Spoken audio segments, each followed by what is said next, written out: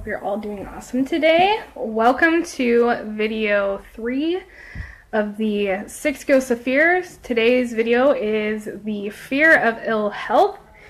And before I get started, I just wanted to thank all of you that have watched my previous videos, that have liked, commented, sent me sweet messages, shared my stuff. I appreciate you. I really appreciate you. And thank you to all of you who are here today and that are going to watch later. I appreciate that as well. So I'm wondering, how are you guys feeling today? I know I am feeling absolutely wonderful, and I hope you guys are too. So I'm going to get started right away, and we're going to get started with talking about the fear of health. So the fear of ill health can be traced to both physical and social heredity. It's closely followed by the fears of death and the fear of old age, because a lot of the time the two go hand in hand. The fear of ill health resides in all of our minds. Worry, fear, discouragement, disappointment in love and business affairs all can have a negative impact on the fear of ill health. Now, the fear of ill health is also boosted by the terrible images we have been inundated by and forced to pay attention to when it comes to terrible illnesses, especially when those that lead to death. It is also intensified by the fear of the economic toll that is associated with the fear of ill health. When this book was written, a physician had estimated that about 75% of all of his patients had what is called hypochondria. Hi, Toby. Hypochondria is an imaginary illness. The fear of disease, even when there is not the slightest cause of fear, often produces physical symptoms of the disease feared. Hypochondria is brought on by negative thinking, and nothing but positive thinking can cure it. So we definitely need to kick the fear of ill health, because sometimes you can have such a fear of getting a disease that you start showing those physical symptoms, and it can cause as much damage as the actual disease even when you don't have it. Certain unethical people have engaged in the business of selling health by keeping the fear of ill health alive. Pharmaceutical companies, for instance, have made fortunes off the fear of ill health. One example that I can think of is the CEO when he raised the price of Daraprim, which is a medication for those who have AIDS, and it helps them just deal with what they have going on. Another thing would be when a CEO raised the price of the EpiPen, which is something that some people absolutely need, because if they have a severe allergic reaction, they can actually die. They need that EpiPen. So those are just two examples of how the people try to benefit off the fear of ill health.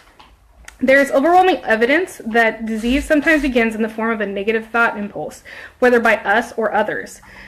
Napoleon Hill said, "Through a series of experiments conducted some years ago, it was proved that people may be made ill by suggestion."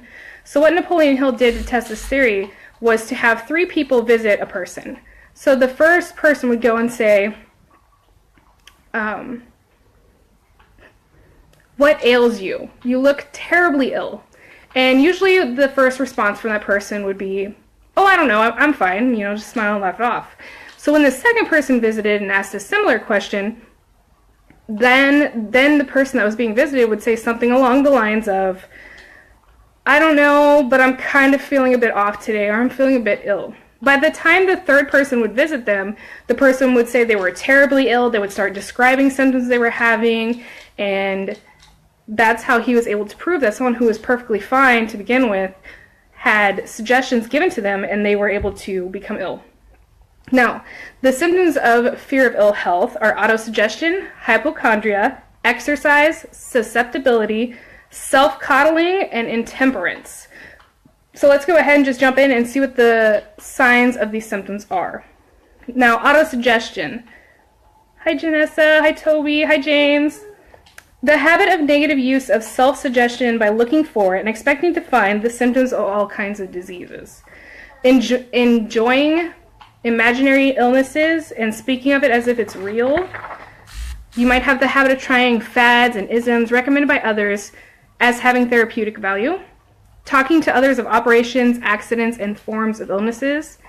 You might experiment with diets, physical exercise, reducing systems, all without guidance from a professional.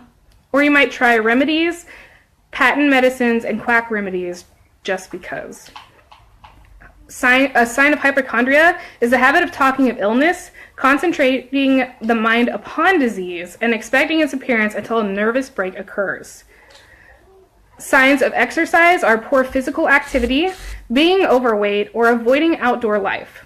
Signs of susceptibility are fear of ill health breaks down our body's resistance and creates a favorable condition for any form of disease one may come in contact with. So the fear of poverty correlates here, especially with hypochondriacs, because they're constantly worrying about being able to afford their doctor's bills, hospital visits, etc. Something else someone who's susceptible might do is spend a lot of time preparing for sicknesses, talking about death, saving money for cemetery lots, and burial expenses. Signs of self-coddling are the habit of making a bid for sympathy using imaginary illness as the lure. Another sign is the habit of feigning illness to cover plain laziness or to serve as an alibi for a lack of ambition. Signs of intemperance. The habit of using alcohol or narcotics to destroy pains such as headaches, physical pains, instead of actually eliminating the cause. There's the habit of reading about illnesses and worrying over the possibility of being stricken by it. And you might also have the habit of reading patent medicine advertisements just to see if you have any issues there. Personally, I know that I do have the fear of ill health. My two symptoms are exercise and self-coddling. I'm not as physically active as I should be, and I am overweight, so that's something I need to work on. Also, when it comes to self-coddling, I often exaggerate, what I'm dealing with mentally, just because I don't want to deal with people or anything in general. It's also a way for me to hide the fact that I'm not ambitious about doing something, I'm not excited about it. So those are definitely two symptoms that I have that I need to focus on fixing. And I know I can do that, especially by continuing personal development. I know that I can conquer that and all the other fears that I do currently have. And I know that if other people have done it, we can do it. So that is today's video on the fear of ill health. I hope you guys got something out of that. Again, I appreciate you watching.